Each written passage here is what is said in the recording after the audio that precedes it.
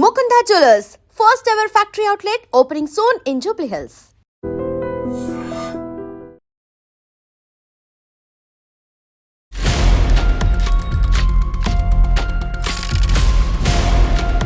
నమస్కారం, welcome to I dream. నేను మీ సంగీత. ఉత్తరప్రదేశ్లో ఒక వ్యక్తి తన భార్య బురకా వేసుకోవాలి అని చెప్పేసి భార్యని ఎన్నిసార్లు మందలించినప్పటికీ కూడా ఆవిడ బురకా వేసుకోని కారణంగా తనను హత్య చేసి తర్వాత తన ఇద్దరు కుమార్తెలను కూడా మొత్తం చంపివేసిన తర్వాత ఆ డెడ్ బాడీస్ అన్నింటిని కూడా దగ్గరలోని వారింటి ఆవరణలో ఉన్న సెప్టిక్ ట్యాంక్లో వేయడం అనేది జరిగింది.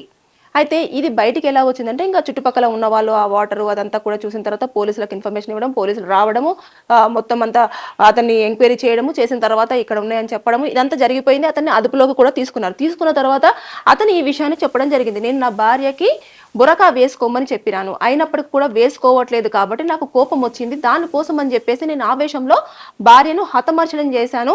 ఇక పిల్లలిద్దరూ కూడా ఉన్నారు కాబట్టి వారు కూడా రేపటి రోజుల్లో నా మాట వింటారో వినరో కాబట్టి ఆ ఇద్దరు ఆడపిల్లల్ని కూడా నేను చంపేయడం జరిగింది అని చెప్పేసి అతను పోలీసుల ముందు తను ఒప్పుకోవడం అనేది జరిగింది. ఒప్పుకున్నాడు కాబట్టి అతను ఈ ముగ్గురిని కూడా మర్డర్ చేసినట్టుగా కూడా అతను స్టేట్మెంట్ ఇవ్వడం జరిగింది. కాబట్టి పోలీసుల ముందు ఇచ్చిన స్టేట్మెంట్ తో పాటు కోర్టులో కూడా సేమ్ స్టేట్మెంట్ ఇస్తేనే అతనికి ఈ హత్య చేసినట్టు కానివ్వండి, అదే విధంగా మర్డర్ కేసులో అతనికి శిక్ష పడే అవకాశాలు ఉంటాయి. ఇక్కడ పోలీసుల దగ్గర చెప్పిన తర్వాత అక్కడికి వెళ్ళిన తర్వాత ఏదో ఆన్సర్ చెప్పారనుకోండి, అది కేసులు ఎక్కువగా డ్రాగ్ అయ్యి వాళ్ళనైతే జైల్లో పెడతారు, రిమాండ్ లో పెట్టేసి వారికి పనిష్మెంట్ ఇస్తారు. కాకపోతే ఏంటంటే శిక్ష ఖరారు చేయడానికి మాత్రం చాలా టైం తీసుకునే అవకాశాలు ఉంటుంది అన్నట్టు. ఇక్కడ ఆన్సర్స్ అనేవి చాలా డిఫరెంట్ గా చెప్తాయి, కానీ మాక్సిమం ఇలాంటివి జరగదు. ఎందుకంటే పోలీసులు ఎప్పుడైతే వారు వాంగ్మూలం చెప్తూ ఉంటారో ఆ టైంలో ఖచ్చితంగా రికార్డ్ చేస్తారు. దాంతో పాటు మొత్తం పూర్తి స్థాయిలో ఎవిడెన్సెస్ అన్ని పెట్టుకున్న తర్వాతనే దాన్ని రికార్డ్ చేయడం అనేది జరుగుతుంది.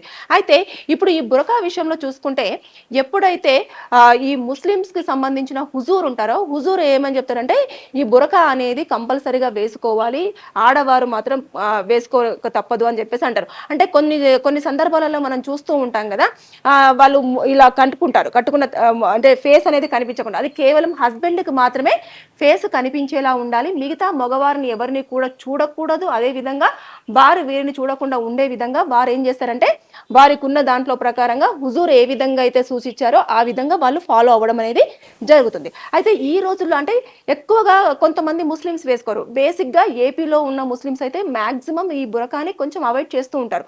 అదేవిధంగా ఇక్కడ ఇటు తెలంగాణ రాష్ట్రంలో కానివ్వండి, కొన్ని ప్రాంతాలలో కానివ్వండి ఎలా చేస్తారు అని అంటే, ఉద్యోగం చేసే వాళ్ళు కానివ్వండి, తర్వాత ఏదైనా వర్కులలో ఉన్న వాళ్ళు కానివ్వండి, ఇంట్లో పర్మిషన్ తీసుకున్న వాళ్ళు కానివ్వండి, వాళ్ళైతే వేసుకోకుండా వారు నార్మల్గా బురకా వేసుకోకుండా వాళ్ళ పనులలో నిమగ్నలైపోవడం అనేది, వారు పనులు చేసుకోవడం అనేది జరుగుతూ వస్తుంది.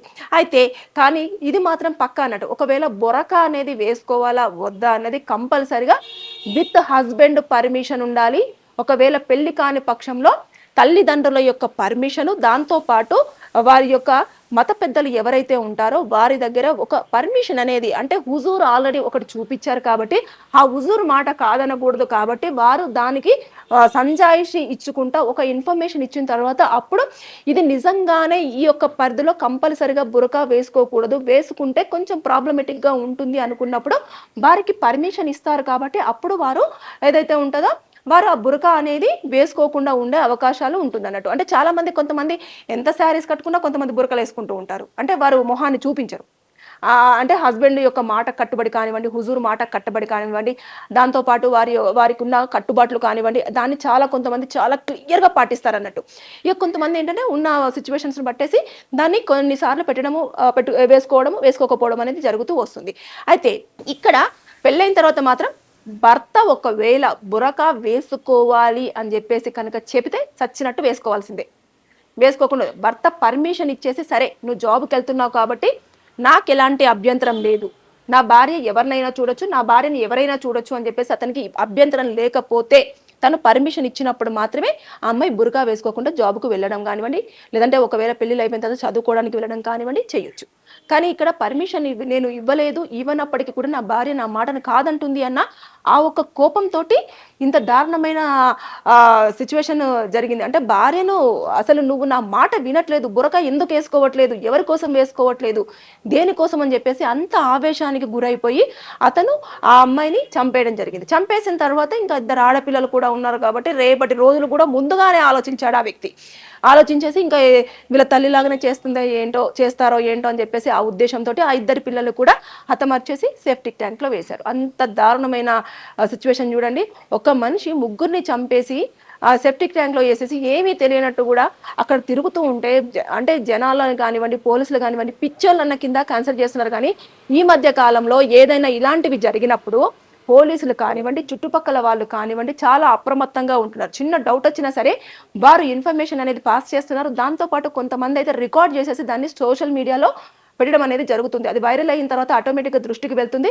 వెళ్ళిన తర్వాత పోలీసులు మళ్ళీ అక్కడికి రావడము, దర్యాప్తు చేయడము, తర్వాత ఏం జరిగిందని ఇన్ఫర్మేషన్ తీసుకోవడం, అది కేసు ఫైల్ చేసుకోవడం, తర్వాత ఇందులో నిందితులు ఎవరున్నారు, ఏంటిది, వారికి ఎలాంటి పనిష్మెంట్స్ ఇవ్వాలి అనే దానిపైన కూడా ఆలోచన అనేది చేస్తున్నారు. ఏదేమైనా సరే కానీ ఉత్తరప్రదేశ్లో ఇలాంటి సంఘటన అనేది చుట్టుపక్కల ఉన్న వాళ్ళని నిజంగానే భయభ్రాంతులకు గురి చేసిందని చెప్పేసి చెప్పుకోవచ్చు. నిన్నటి వరకు అతని ప్రవర్తన కానివ్వండి, అతను కానివ్వండి, ఇంత బాగున్న పర్సన్ ఒకేసారిగా ఇమీడియట్గా అంత దానికంటే అక్కడ ఏమన్నా ఘర్షణ వాతావరణం నెలకొన్న తర్వాత ఆమె తిరస్కరించిన నేపథ్యంలో ఇంత దారుణానికి ఒడిగట్టడానికి కారణాలేంటి, ఏమైనా మాటలు యుద్ధం జరిగిందా, తర్వాత పిల్లలు ఏమైనా ఈయనకు అమ్మకు సపోర్ట్ చేశారా, దీనిపైన కూడా అతను మొత్తం ఆ స్టేట్మెంట్ అంతా ఇవ్వడం జరుగుతుంది. ఎందుకంటే ఆల్రెడీ ఒప్పుకున్నాడు, భార్యని పిల్లల్ని నేనే చంపేశాను, అందులో పడేశాను అని చెప్పేసి చాలా క్లియర్గా మెన్షన్ చేస్తూ ఒప్పుకున్నాడు. కాబట్టి అక్కడైతే ఎఫ్ఐఆర్ అనేది ఫైల్ అవుతుంది. మర్డర్ కేసు కింద ఫైల్ అయిన తర్వాత అంటే 1, 2, 3 ఎన్ని మర్డర్లు చేసినా సరే అదే శిక్ష అనేది అప్లికేబుల్ అవుతుంది. కోర్టులో అయితే ఫస్ట్ ప్రజెంట్ చేస్తారు. చేసిన తర్వాత అతని రిమాండ్కి పంపించడం జరుగుతుంది.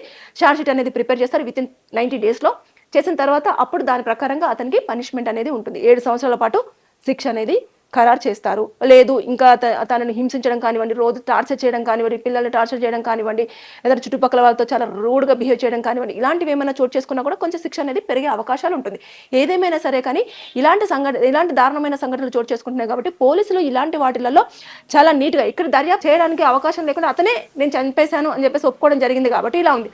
ఒకవేళ దర్యాప్తు చేయాల్సింది వస్తుందంటే ఇక నిజంగానే ఎలా జరిగింది నాకు తెలియదు అని చెప్పేసి అంటే ముందు సీసీ కెమెరా ఫుటేజ్ చూస్తారు. అంటే సెప్టిక్ ట్యాంక్ అంటే ఆ బాడీస్ని ఇంట్లో నుంచి బయటకు తీసుకురావాలి. తీసుకొచ్చేటప్పుడు ఎవరు తీసుకొచ్చారు, ఏంటిది, అంటే బాడీస్ అలా వాళ్ళు ఏమైనా దూకారా, అంటే వాళ్ళు ఎవరు ఏంటిది అని చెప్పేసి, ఇంట్లో ఎవరున్నారు, ఏ సందర్భంలో ఉన్నారు అని చెప్పేసి ఇవన్నీ కూడా చుట్టుపక్కల ఉన్న వాళ్ళ యొక్క నైబర్స్ కంపల్సరిగా ఇందులో వాళ్ళ స్టేట్మెంట్ తీసుకోవడం జరుగుతుంది. దాంతోపాటు హస్బెండ్ యొక్క ప్రవర్తన, వైఫ్ యొక్క ప్రవర్తన, పిల్లలతో హస్బెండ్ వైఫ్స్ ఎలా ఉండేవాళ్ళు, ఇదంతా కూడా ఈ కేసులో చాలా ప్రధానంగా మారేది. కాకపోతే ఇక్కడ ఏంటంటే చాలా క్లియర్ కట్గా నేను బురకా వేసుకోమంటే వేసుకోలేదు కాబట్టి నా భార్యను నేను చంపేశాను, అదేవిధంగా పిల్లలు కూడా చంపేశాను, సెప్టిక్ ట్యాంక్లో పడేశాను అని చెప్పేసి చాలా క్లియర్ స్టేట్మెంట్ అనేది పోలీసులకు ఇవ్వడం జరిగింది. పోలీసుల అదుపులో కూడా ఆ నిందితుడు ఉన్నాడు. ఇంకా కోర్టులో కూడా ప్రొడ్యూస్ చేసిన తర్వాత రిమాండ్కి పంపిస్తారు. పంపించిన తర్వాత ఈ ఛార్జ్ షీట్ ప్రిపేర్ చేసిన తర్వాత నెక్స్ట్ అది అప్లై చేస్తే అది కనుక కోర్టులో ప్రొడ్యూస్ చేసేస్తే శిక్ష ఖరారు. ఇలాంటివన్నీ కూడా చాలా సిచ్యువేషన్స్లలో చాలా దారుణాలు చోటు చేసుకుంటున్నాయి. ఒప్పుకుంటే శిక్ష తగ్గుతుందేమో, నేను లొంగిపోతే శిక్ష తగ్గుతుంది అంటే ఎక్కడా కూడా ఒప్పుకున్నా లొంగిపోయినా శిక్ష అనేది తగ్గద్దు. కాబట్టి అక్కడ కేసులో ఒకవేళ మర్డర్ కేసు కనుక ఫైల్ అయ్యిందంటే మర్డర్ కేసులో ఎన్ని సంవత్సరాల పాటు జైలు శిక్ష ఉంది అనేది చూస్తారు. దాంతోపాటు ఏమైనా ఇంకా అదనంగా ఇంకేమైనా ఉన్నా కూడా అవి కూడా అప్లికేబుల్ అయ్యే ఛాన్సెస్ ఉంటాయి. అంతేగాని అయ్యో నేను వచ్చాను చంపాను ఆవేశంలో చంపేశానంటే ఆవేశంతో కానీ ఇంకేదో దాంతో కానీ లేదంటే నేను హర్ట్ చేసిన వల్ల కానీ ఇలాంటి చంపిన నేపథ్యంలో ఎప్పుడు ఎట్టి పరిస్థితుల్లో కూడా కేసులు అనేవి శిక్షలు తక్కువగా వేసే అవకాశం అయితే లేదు. కాబట్టి ఇతనికి ఇక్కడ జైలు శిక్ష లేదంటే కొన్నిసార్లు మరణ శిక్ష కూడా విధించే అవకాశాలు ఉంటాయి.